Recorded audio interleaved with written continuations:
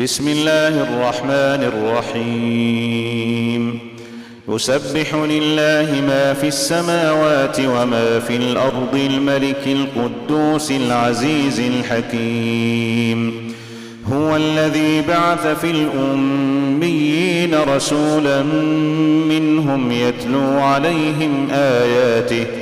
يتلو عليهم آياته ويزكيهم ويعلمهم الكتاب والحكمة وإن كانوا من قبل لفي ضلال مبين وآخرين منهم لما يلحقوا بهم وهو العزيز الحكيم ذلك فضل الله يؤتيه من يشاء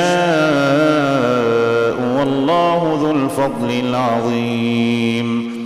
مثل الذين حملوا التوراة ثم لم يحملوها كمثل الحمار يحمل أسفارا بئس مثل القوم الذين كذبوا بآيات الله والله لا يهدي القوم الظالمين قل يا أيها الذين هادوا إن زعمتم أنكم أولياء لله من دون الناس فتمنوا الموت إن كنتم صادقين ولا يتمنونه أبدا بما قدمت أيديهم والله عليم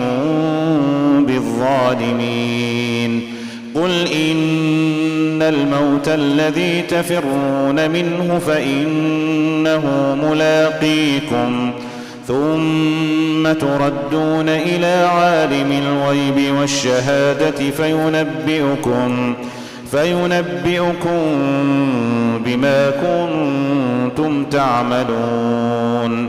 يا أيها الذين آمنوا إذا نودي للصلاة من يوم الجمعة فاسعوا إلى ذكر الله وذروا البيع ذلكم خير لكم إن كنتم تعلمون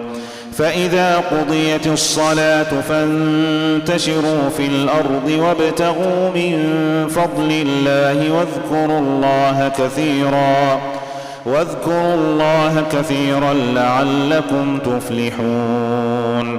وإذا رأوا تجارة أو لهوا انفضوا